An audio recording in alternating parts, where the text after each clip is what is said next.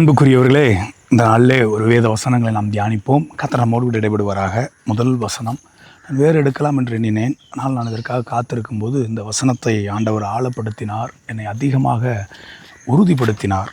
வசனத்தை நான் வாசிக்கிறேன். அது அப்போஸ்தலனாகிய பவுல் எழுதின ரோமருக்கு எழுதின நிருபம் 8ஆம் அதிகாரம். அப்போஸ்தலனாகிய பவுல் ரோமருக்கு எழுதின நிருபம் 8ஆம் அதிகாரம் 28ஆம் வசனம். எல்லாருக்கும் பரிச்சயமான வசனம்தான். அன்றியும் அவருடைய தீர்மானத்தின்படி அழைக்கப்பட்டவர்களாய் தேவனிடத்தில் அன்புறவுகளுக்கு சகலமும் நன்மைக்கு எதுவாய் நடக்கிறது என்று அறிந்திருக்கிறோம்.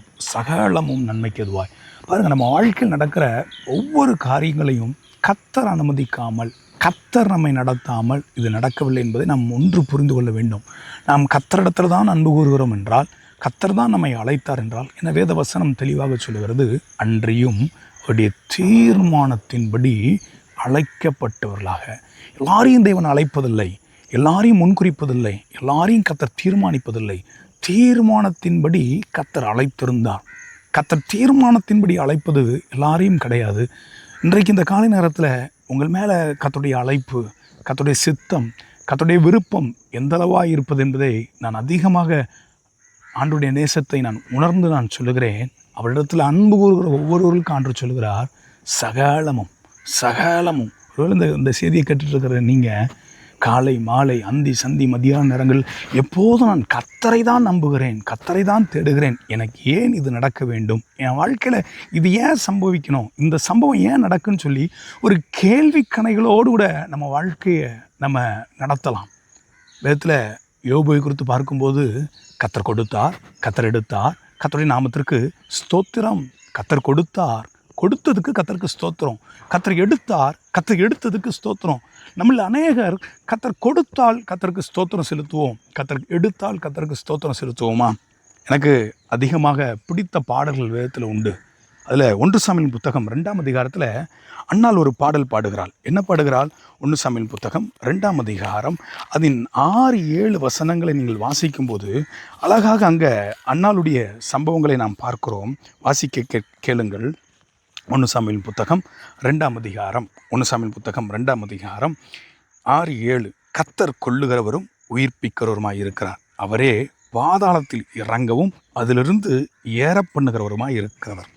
கர்த்தர் தரித்திரம் அடைய செய்கிறவரும் ஐஸ்வர்யம் அடைய பண்ணுகிறவருமாய் இருக்கிறார். அவர் தாழ்த்துகிறவரும் உயர்த்துகிறவருமாய் இருக்கிறார். பாருங்க, இங்கே அண்ணாள் அழகாக பாட்டு பாடுறா. இப்போ நம்ம வாழ்க்கையில் தாழ்மை கர்த்தர் அனுமதிக்காமல் வரல, உயர்வு கர்த்தர் அனுமதிக்காமல் வரல, தரித்திரம் கர்த்தர் அனுமதிக்காமல் வரவில்லை, ஐஸ்வர்யம் கர்த்தர் அனுமதிக்காமல் வரவில்லை. நம்மள அநேகர் கர்த்தரை நம்புகிறவனோ செழிப்பான், கர்த்தரின் ஆசீர்வாதம் ஐஸ்வர்யத்தை தரும், அதை ஊர்ஜிதமாக உண்மையாக நம்புகிறோம். நல்லது. அதே நேரங்களில் நம்முடைய இழப்புகளை தேவன் ஏன் அனுமதிக்கிறார் என்ற கேள்விகள் அநேக நேரங்களில் கர்த்தரை முறுமுறுக்க செய்கிறது. பாருங்கள், யோபு கர்த்தர் எடுத்தார், கர்த்தருக்கு ஸ்தோத்திரம். 6ஆம் வசனத்தில் கர்த்தர் கொள்ளுகிறவரும் உயிர்ப்பிக்கிறவருமாக இருக்கிறார்.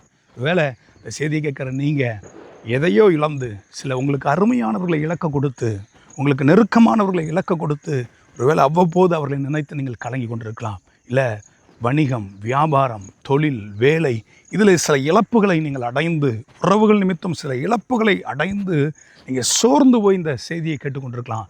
ஆண்டவர் உங்களுக்கு சொல்லுகிறார், அன்றையும் அவருடைய தீர்மானத்தின்படி அழைக்கப்பட்டவர்களாய் தேவனிடத்தில் அன்புகளுக்கு சகலமும் சகலமும் நன்மை மாத்திரமல்ல, வாழ்க்கையில் தீமையும் கர்த்தர் நன்மைக்கு தான் நடத்துகிறார். தீமையை தீமைக்காக அல்ல, கர்த்தர் தான் உங்கள் வாழ்க்கையில் நெருக்குவார் என்றால் நீங்கள் ஒன்று புரிந்து கொள்ளுங்கள், தேவன் எல்லாவற்றையும் நேர்த்தியாய் செய்து முடிக்க கர்த்தர் போதுமானவராக இருக்கிறார். இதை பவுல் 1 கொரிந்தியர் புத்தகத்தில் 6ஆம் அதிகாரத்தில் அழுத்தமாக அந்த சபைக்கு எழுதுகிறார். இந்த சபை சம்பூர்ணம் உள்ள ஒரு சபை. இந்த சபை பவுல் மிகவும் நேசித்த சபைகளில் ஒரு அழகான சபை, ஆவியின் வரங்களில் குறைவில்லாத சபை.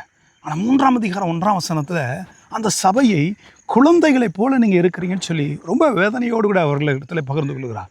எப்படிப்பட்ட சுபாவம் அந்த சபையில் இருந்தது என்றால், 6ஆம் அதிகாரம் 1 கொரிந்தியர் புத்தகம் 6ஆம் அதிகாரம் 6-7 வசனங்களை நீங்கள் வாசிக்கும்போது, 6ஆம் வசனமும் 7ஆம் வசனத்தை நீங்கள் வாசிக்கும்போது, சகோதரனுடைய சகோதரன் வழக்காடுகிறான், சகோதரன் வழக்காடுகிறான், அவிசுவாசிகளுக்கு முன்பாகவும் அப்படி செய்கிறான்.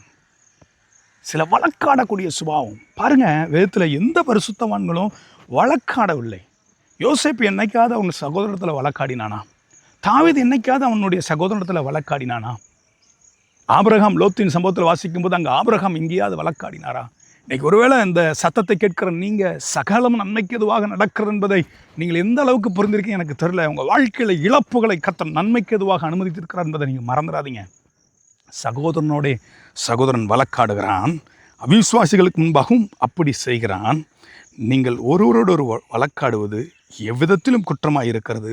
அப்படி செய்வதை விட நீங்கள் ஏன் அநியாயத்தை சகித்து கொள்ளுகிறதில்லை, ஏன் நஷ்டத்தை பொறுத்து கொள்ளுகிறதில்லை? இந்த சத்தத்தை கேட்கிற நீங்கள், நான் உங்களுக்கு சொல்லுகிறேன், ஏன் நஷ்டம், ஏன் அநியாயம் என்ற கேள்விகள் அநேகம் நம்மிடத்தில் இருக்கலாம். ஒன்று புரிந்து கொள்ளுங்கள், நீங்கள் கர்த்தரை நம்புவீங்கன்னா கர்த்தர் உங்களை வெட்கப்படுத்த மாட்டார். யோசேப்புக்கு நடந்தது அநியாயம், தாவீதுக்கு நடந்தது நஷ்டம், அநியாயம். சகித்து கொண்டார்கள். யார் மூலமாக அநியாயம் வந்ததோ, யார் மூலமாக அவருடைய வாழ்க்கையில் நெருக்கங்கள் வந்ததோ அவர்களை ஆளுகை செய்யும்படியாக கர்த்தர் அவர்களை உயர்த்தி அலங்கரித்தார். இந்த சத்தத்தை கேட்குற உங்களுக்கு நான் ஒன்று சொல்லுகிறேன், அநேகரை ஆளுகை செய்யும்படியாக கர்த்தர் உங்களை உயர்த்துவதற்கு கர்த்தர் போதுமானவர் இருக்கிறார். வசனம் அழகாய் சொல்லுகிறது, ஏற்ற காலத்தில் அவர் உங்களை உயர்த்தும்படிக்கு அவருடைய பலத்த கைக்குள் அடங்கியிருங்கள். கர்த்தருடைய கையில் அடங்கியிருக்க ஒப்பு கொடுங்க. சில சிறுமை, சில எளிமை, சில வறுமை, சில தரித்திரங்கள், சில நெருக்கங்கள் உங்களை வாட்டுவதற்கு தேவன் அப்படி கைவிடுகிறதற்கு அல்ல, உங்களை கரம் பிடித்து நடத்துவதற்கு கர்த்தர் நடத்துகிறார். ஆண்டவருக்கு ஒப்பான தேவன் ஒருவரும் இல்லை. அவர் அருமையாக இஸ்ரவேல் ஜனங்களை நடத்தி வந்த போல உங்களை என்னை நடத்த கர்த்தர் போதுமானவராக இருக்கிறார். எனக்கு அன்பானவர்களே, இந்த சத்தத்தை கேட்ட நாம் கண்களை மூடி ஒரு நிமிடம் ஜெபிப்போமா? மனசார கர்த்தருக்கு முன்பாக உங்களை அர்ப்பணிங்க. ஏன்ற கேள்வி எடுத்துவிட்டு, ஆண்டவரே இதை சகித்துக்கொள்ள எனக்கு கிருபை தாரும் என்று சொல்லி ஜெபம் பண்ணுவோமா? கண்களை மூடுவோம். அன்புள்ள நல்ல பிதாவே, உம்மை நன்றியோடு கூட துதிக்கிறோம், உம்மை நாங்கள் ஸ்தோத்திரம் பண்ணுகிறோம். இழப்புகளோடு, நெருக்கத்தோடு, கவலையோடு, கண்ணீரோடு இந்த செய்தியை கேட்கிற ஒவ்வொரு தேவ பிள்ளைகள் ஒருவேளை ஊழியம் செய்து கொண்டிருக்கலாம், ஒருவேளை ஏதோ ஒரு அலுவலில் இருக்கலாம். ஆண்டவரே, எங்கேயோ வாழ்க்கையில் ஒரு பகுதி, ஒரு இழப்பு அவர்களை துக்கப்படுத்தி கொண்டே இருக்கிறது. ஆனால் அவ்வப்போது இந்த வசனங்களை கொடுத்து நீர் தேற்றுகிறீர். இப்பொழுதும் மீண்டுமாய் இதை நீர் உறுதிப்படுத்துகிறீர். அன்றையும் அவருடைய தீர்மானத்தின்படி அழைக்கப்பட்டவர்களாய் தேவனிடத்தில் அன்பவர்களுக்கு சகலமும் நன்மைக்கு எதுவாய் நடக்கிறது. அர்ப்பணிக்கிறோம். கர்த்தருடைய நாமத்திற்கு மகிமை உண்டாகுவதாக என்று சொல்லி கடந்து செல்ல, கர்த்தருடைய நாமத்திற்கு ஸ்தோத்திரங்களை செலுத்தி கடந்து செல்ல கர்த்தர் உதவி செய்யுங்க. இயேசுவின் மூலம் பிதாவே, ஆமென். கர்த்தர் தாமே இந்த வார்த்தைகளை ஆசீர்வதிப்பாராக. தொடர்ந்து இதனுடைய தொடர்ச்சியை நாம் கேட்போம். கர்த்தர் பெரிய காரியங்களை செய்வாராக. ஆமென்.